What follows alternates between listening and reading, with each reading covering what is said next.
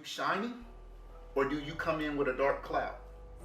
Are you complaining about your career? You complaining about how much you don't make? You complaining about the parents? You complaining about how tough it is? They hear that, but then you want to tell me to go to school, what, and study to be a teacher? No, you just complained about it. You brought in this dark cloud, and then now you want to turn around and tell me, I know I brought in a dark cloud and said the world was burning and tornadoes and hurricanes and all of that stuff, but I want you to go and do that. I'll never give it up, I'm nothing like before. Where were you when I needed you? Only to believe in my dreams. I was trying to be all that I can be. I can sing till my throat's sore, but you never listen. I can scream till my voice gone. You would never miss it. I tried so hard and I cried my tears, and I stood all alone while I fought my fears. I'm as tough as you made me, but you never break me down. No, you never break me. They said I should give it up, like that just ain't good enough. Good, it wasn't tough enough to make it. Talking about how to be a good mentor. Right. And you know what I'm saying? Like, how do you interact with these you know, as a speaker, when you go into different schools and different places, although you're talking to the kids, is there not an element in there where you're kind of hitting at the teachers as well as how to interact with these kids and how to get certain outcomes from these kids? So could you kind of explain to us what makes a good mentor? Yeah. So what I do, like, I don't just talk to kids. The truth is that I do just as many professional developments for teachers as I do, you know, speaking to kids now, right? So the things I wish my teacher knew about me, that's a book for teachers. The other books are for the kids, and so I get asked to come in a lot. And one of the first things I ask teachers, what do you do outside of teaching? Who are you outside of being a teacher, an educator? And oftentimes, there's a limited.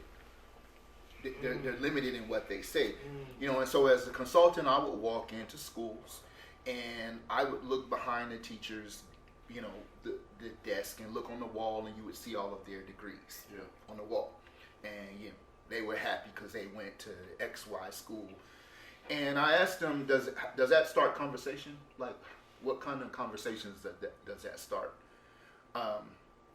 Because when I was working as a dean, I put my picture of me bungee jumping, of me playing football, of when we went kayaking.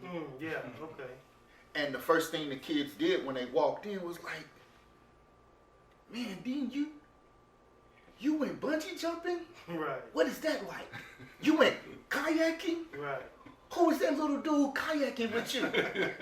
You see what I'm saying? Yeah. And so those were things that made me human. Right. And so one of the things I ask teachers, if you want a kid to be inspired in life, are you living an inspired life yourself? Yeah, that's a good point.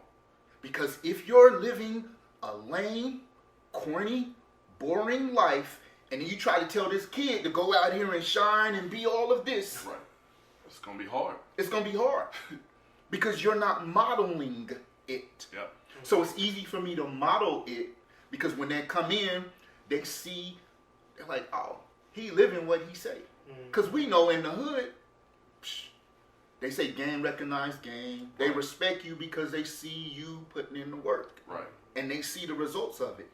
But so as a mentor, are you shining, or do you come in with a dark cloud? Are you complaining about your career? You complaining about how much you don't make? You complaining about the parents? You complaining about how tough it is? They hear that, but then you want to tell me to go to school, what, and study to be a teacher? No, you just complained about it. You brought in this dark cloud, and then now you want to turn around and tell me, I know I brought in a dark cloud and said the world was burning and tornadoes and hurricanes and all of that stuff, but I want you to go and do that. There's a lot of teachers walking out of secondary education right now in the last couple of years, especially after COVID. Do you have any thoughts on that? That's a great thing. That's a great thing. Okay. And the reason I say Explain that, yeah.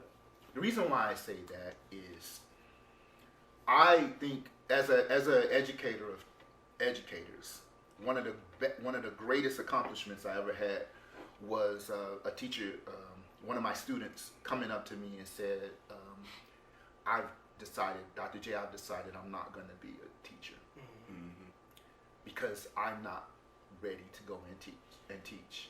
Okay. I think one of the greatest travesties is when you have teachers who, so there's a statistic that says 50% of teachers, new teachers, leave the field within the first 5 years. Right. Yeah. Right? And ultimately, they're not going in and leaving because they don't know how to put a lesson plan together. Oftentimes, they're going in and they're leaving because there's a breakdown in the cultural connections and understandings. Culturally, they're not as relevant or culturally responsive to the needs of their students and the families and the communities that they're in, right? So if there's a cultural disconnect and a cultural misunderstanding, a lot of teachers leave, but what becomes of those who stay? And what's the damage that they can do?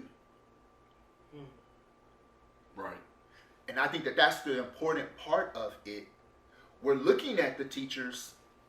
We're in many ways, we look down on teachers that leave, and we're big upping the teachers that stay. But if you're staying and you're harming our kids, that's not something to be applauded. No. If you stay and there's a dark cloud over you, and you're walking and working as a functionally broken person and a functionally broken educator, Right. then you're going to break kids. Right. And there's nothing to be applauded about that. I would rather see you leave. I would rather there be a teacher shortage, but the ones that are there care about our kids. Gotcha. Then there be an overflow of teachers who are broken, who don't care, and you're breaking kids. And I like that what you just said. I mean, everything about that I really like. I'm even go a little bit further, because in my opinion, I do like the teachers are leaving the field. Not because I want them to leave the field, but I want them to wake up the people who is in power of the field. Because if you don't never, let's put it like this, there's unions made for a reason. You make a union so that that union can fight for those employees.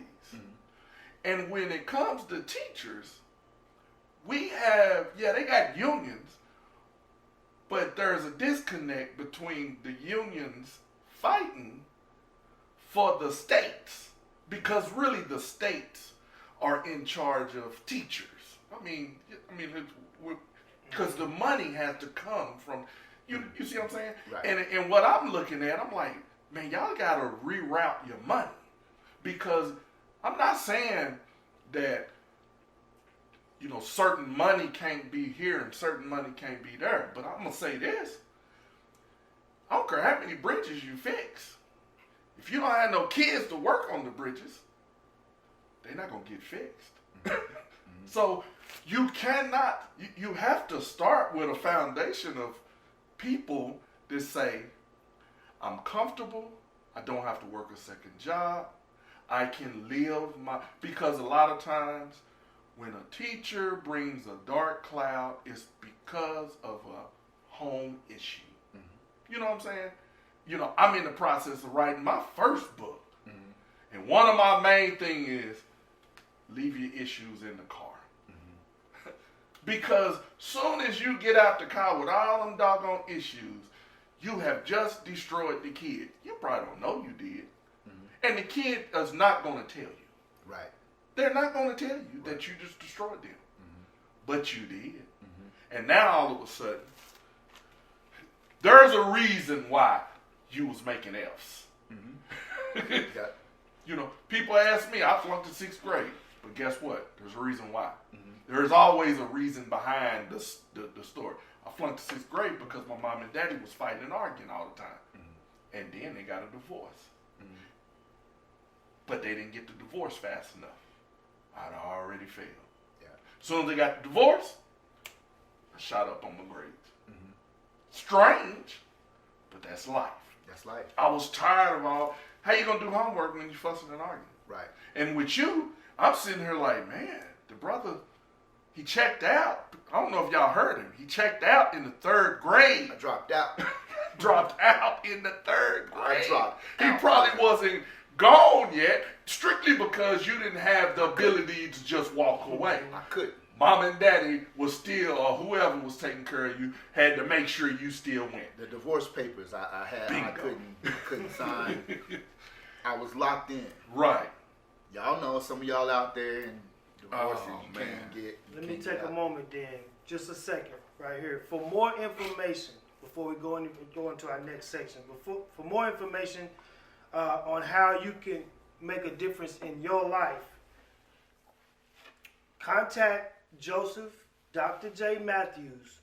Give us your contact information. We'll put it in the description below. Yeah, Okay. Yeah. Now contact him for speaking engagements, and also we want you to subscribe to Let's Talk with Drop and Jabbo, and you also need to share this with your family. You need to download it, share it, give us a heart, and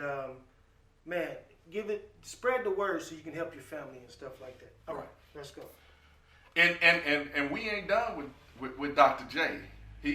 He gonna be back next week. Well, it's gonna be next week for y'all, but it's the same day here.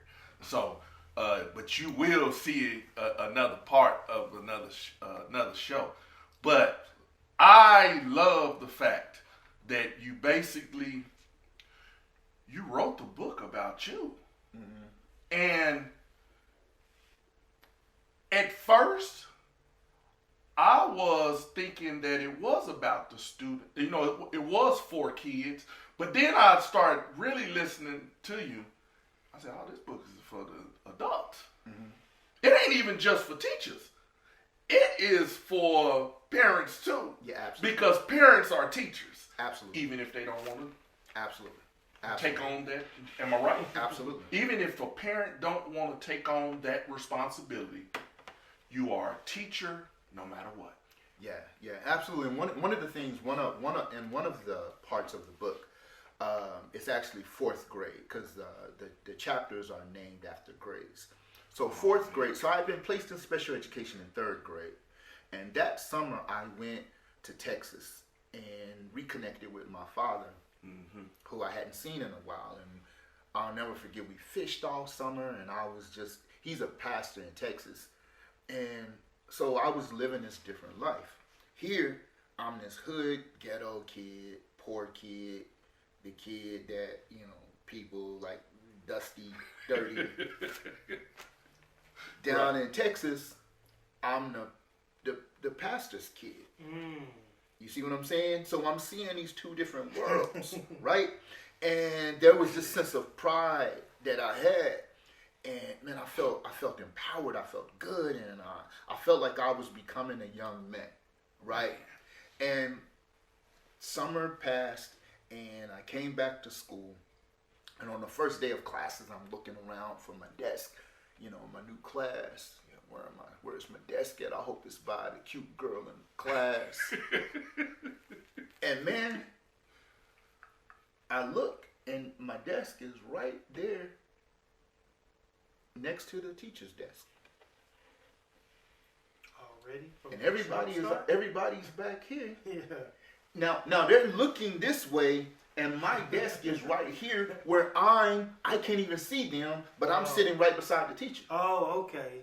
So The she in trouble desk. She wouldn't even face you towards the. Okay, go ahead. I'm in the in trouble desk on day one. On first day. How did I get there? Bingo. That's the question. How did I get there? Bingo. You know how I got there? Because somebody was talking to somebody else about me. Yep. So I didn't even have a chance to grow and to become. I was already being punished for what I did in the past. That still goes on today. Mm-hmm. Kids are still going through that. And I'm trying to tell teachers, administrators, support staff, everybody, don't do that. Because you have basically said you already know about that kid. Mm-hmm. And what is my motivation to come in and work hard if I'm already in trouble and you're already punishing me? Right. How are you any different Right. than the police officer that's racially profiling me? Right. And you know what? That's one of the major things that a good mental health worker does is whenever that we should have that culture, but I don't think me and Ed talk about how do we incorporate our mental health worker experience into the classroom. Mm-hmm. You know what I'm saying? How can we integrate that? And that's one of the things that we do in mental health is every shift, not just every day, every shift, that kid get to start over new. Yes. And I actually created a program. That's why the underlining bottom line of a program that I created, a behavior program, is actually the kid get a new start every hour. Yeah.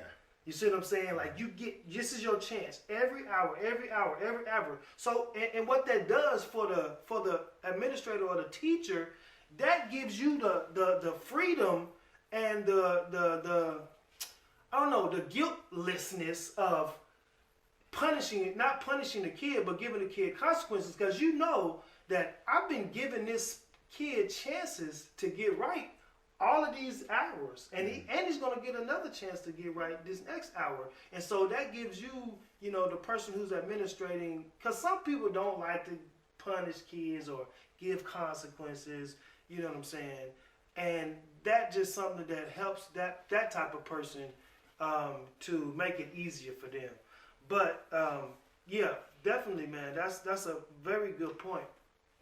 One of the things too, as you're talking, I was thinking about this. And when I was in jail, I remember thinking about how upset I was at a lot of people, that it punished me, hurt me, but I also thought about how those things led to me punishing and hurting myself. Got you. And I knew that the only way that I was going to be able to make it out there in life is if I found a way to forgive those people who had punished and hurt me. Bingo. Yep.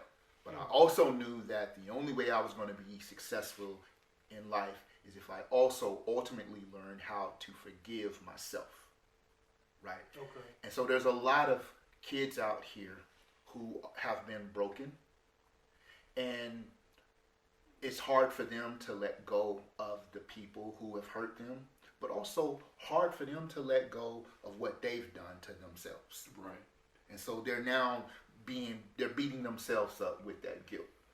And it's something about that lasts even as adults. I know many adults, even currently right now, who are still beating themselves up for mistakes that they made in the past, right? And they continue to beat themselves up. And so we're functionally broken people, society, right? And we don't know how to forgive ourselves and move forward. And so that was one of the things that I had to really wrestle with. It's like, how do I let go? And I mean, I'm human, so I still have guilt on things, and I still beat myself up. Yeah. But I'm able to better manage it, right? Okay. Well, man, that's the show, man. That's a good one. Hey, check this out. Joseph Mathews' story is truly inspiring. It's truly just something that everybody can get motivated from and make a difference in your own life. That's exactly what's happening. It's important to understand and stay in school.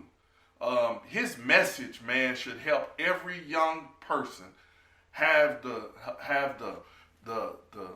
fortitude to want to stay in school. Because no matter what, you still got an ability. See, he dropped out, but then he came back, which is good. And see, the whole point of it is he's trying to get everybody just everybody to see the worth that you have. And let me just drop this because I think it's important. You know, I did drop out of school, and I did graduate, came back and graduated last in my class. The work, as I got into the work, and when I went to college, I fell in love with learning for the first time. Got you. Right? And when I'm sitting in class, I was sitting in abnormal psych class. I remember listening to them talk, and they were talking about kids in the juvenile justice system. I'm like, man, so I turned into this star. And when I got into urban education, and they're talking about kids in trouble and kids who've been, I'm like, that's your realm. So I'm sitting there. I didn't even have a master's or a PhD. And I'm sitting here at the University of Maryland, and I'm just breaking it down, and all the PhD master's students like, who is this dude? You ain't even in the program. You know what I mean? And so that led to, I learned that I took that street hustle that I had. Bingo. And I was like, you know what? I'm going to apply this to education, and I'm going to flip it. So through that, I started speaking, traveling. The next thing I know, I applied to Columbia University, Ivy League University in New York. Man. Got in for my MA, did my MA there, my master's, did my second master's, my MED, and then my PhD, all Ivy League, Columbia University. And this is coming from a kid who was a high school dropout, graduated last in his class, you know, went to jail, put in special education, but I didn't quit, and I did it, and it was so much bigger than me. And during the tough times, I was doing it for all of the kids who didn't have an opportunity to do it. And because I say I love my family, right? See, I didn't like people. I never liked people lying to me, right? But here's the thing: when that coach asked me, "Hey, you get your butt kicked, you gonna fight back life?" And I said yes, but why you not fighting life back? So see, we don't like people lying to us, but we'll lie to ourselves all the time, all day long. Right. You say you love your family, your hood. Right. What you doing to help them? Right. What you're doing is very unloving things. You say you love your mama, but you gonna do stuff that get your mama, that get yourself killed, and have your mama over your casket crying. You don't love her. You lying. Right. You say you love your family, your community, but you're not doing anything in the classroom. Right. You getting yourself in trouble, gonna get yourself locked up. You lying. You don't love them. So we gotta, and so one of the things that I learned to do was like, I don't want to lie. Right. I don't want to live a lie. I want to live in the truth. And so that was, and so I think that's really important, man. I wanted to share that. That's good, man. That's good. Hey, that's the end of the show. Y'all make sure y'all watch the next show. It's Let's Talk with Drop and Jabbo. It's the podcast right here in the Pride. We'll holler.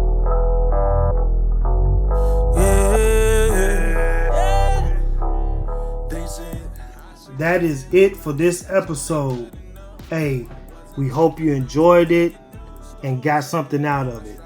If you did, please do us a favor and hit the like button and share with somebody else.